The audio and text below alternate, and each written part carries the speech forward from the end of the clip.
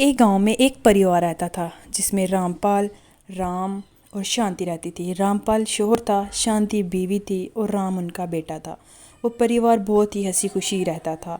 एक दिन बेटा स्कूल से घर आया और माँ से कहा, माँ देखो, मैं पूरे स्कूल में अव्वल आया हूँ। और माता पिता बहुत खुश थे। उन्होंने बोला, बेटा अच्छे से पढ़े लिखो और जल्दी से बड़े अफसर बन जाओ। उस घर में किसी चीज़ की कमी नहीं थी।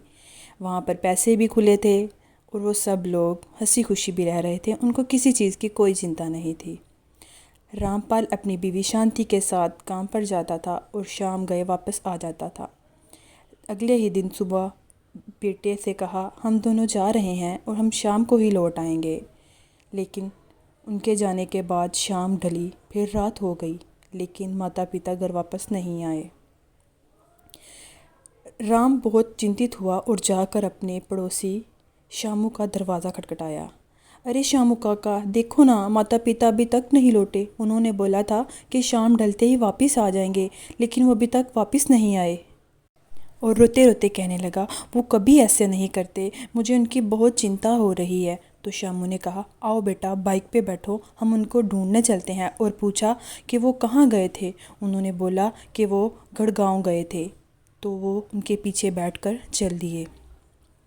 थोड़े रास्ते ही जाने के बाद उन्हें देखा कुछ लोगों का हजूम इकट्ठा है और एक बस वहाँ पर उल्टी पड़ी हुई है। तो उन्होंने लोगों से पूछा कि यहाँ क्या माजरा है, यहाँ पर लोग क्यों इकट्ठा हैं। तो लोगों ने बताया कि यहाँ पर एक्सीडेंट हुआ है और लोगों को अस्पताल मुंतकिल कर दिया गया है। शामू ने राम से कहा, राम बैठो, हम हॉस्पिटल में जाकर चेक करते हैं। ये वही बस है जो उसी गुड़गांव की तरफ जा रही थी। वो उसको लेकर हॉस्पिटल पहुंचा और वहाँ पर जाकर नर्स से पूछा कि यहाँ पर जो एक्सीडेंट वाले लोग आए हैं, क्या उनमें रामपाल और शांति नाम की औरत मौजूद है। तो सिस्टर ने कहा, अरे नहीं नहीं, यहाँ पर कोई नहीं इस नाम का पेशेंट, लेकिन आप चाहें तो मुर्दा खाना में देख सकते हैं, वहाँ पर भी कुछ लोगों की हत्या हुई है, वहाँ पर आपको जाकर चेक करना चाहिए। वो उनको लेकर मुर्दा खाना में पहुंचा तो वहाँ पर जाकर उन्होंने पूछा, क्या यहाँ पर रामपाल और शांति नाम का कोई मौजूद है। तो उन्होंने कहा कि बच्चे से कि यहाँ पर साइन कर दो। राम से कहा कि यहाँ पर साइन कर दो और डेड बॉडी सुबह तक पोस्टमार्टम होने के बाद मिल जाएगी। राम रोने लगा। शामू ने उसको कंट्रोल करने की बहुत कोशिश की, मगर वो तो रोते ही जा रहा था। उसे कोई होश नहीं था कि यह सब क्या हो गया है। वो रात उसकी ज़िंदगी की भयानक रात बन चुकी थी। अगले ही दिन सुबह सुबह शांति और रामपाल की लाश घर पर लाई गई और सब रिश्तेदार इकट्ठे हुए और उसकी आखिरी रस्मात जो हैं वो अदा कर दी गईं। और अब तो रामपाल अपने बेटे को छोड़कर जा चुका था और राम यतीम हो चुका था। किसी भी रिश्तेदार ने राम की ज़िम्मेदारी नहीं ली थी। राम एक रेस्टोरेंट में काम करने लगा। उसने अपनी ज़िम्मेदारी खुद ली। वहाँ का मालिक उसे खाना भी देता था और तनख्वाह भी देता था, लेकिन इन सब चीज़ों के बावजूद भी राम खुश नहीं था और रोते रोते कहने लगा, क्या फ़ायदा ऐसी ज़िंदगी का, मेरे पास तो कोई भी नहीं है जो मेरा ख्याल रखे। ऐसी ज़िंदगी से बेहतर तो है कि मैं मर जाऊँ।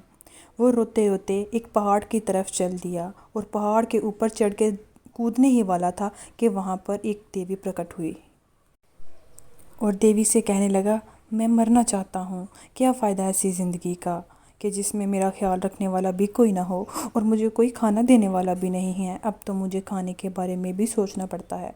तो देवी ने कहा, राम ऐसा ना करो, मैं तुम्हें तुम्हारे वालिदैन तो अता नहीं कर सकती, लेकिन हाँ, मैं तुम्हारी एक ख्वाहिश पूरी कर सकती हूँ। तुम सोच समझ के मांगो कि तुम्हें क्या चाहिए। तो उसने कहा कि मेरे रिश्तेदार और मेरे आस पड़ोस वाले मुझे इसलिए छोड़ कर चले गए कि मेरे पास कोई पैसा नहीं था।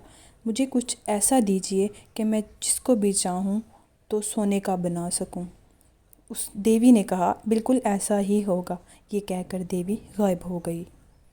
राम ने घर आते ही अपने घर की तरफ देखा और कहा कि सबसे पहले तो मैं इस घर को ही सोने का बना देता हूँ।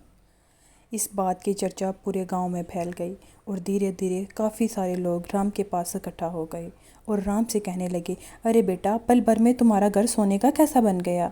दूसरा आदमी बोला, अरे हाँ हाँ, हम सब तो बहुत हैरान हैं।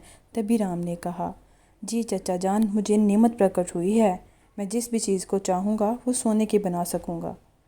तो एक आदमी और बोला, अरे बेटा, ان چیزوں کا استعمال غلط مت کرنا، اس کو گاؤں کی بھلائی کے لیے ہی استعمال کرنا۔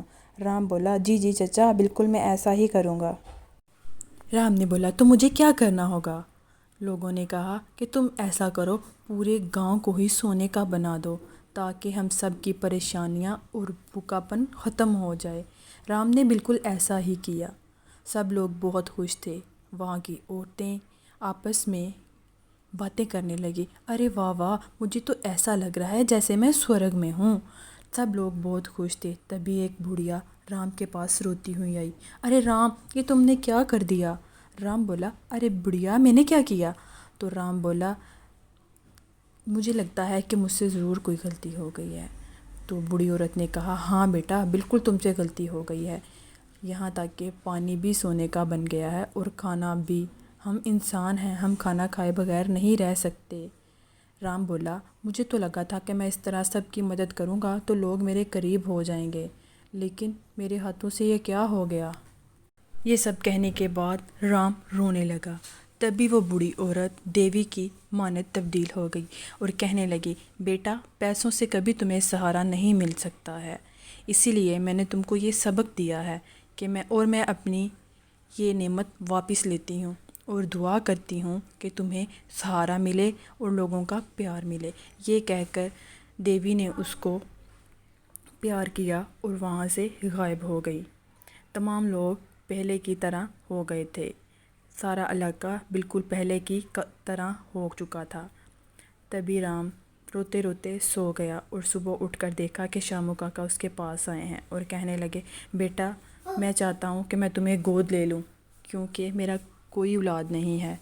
تو یہ سن کر رام کی آنکھوں میں آنسو آ گئے اور اسے دیوی کی دی ہوئی دعا یاد آ گئی۔ اس طرح شامو کاکا کو ان کا بیٹا مل گیا اور رام کو ان کے ماتا پتا کا پیار مل گیا۔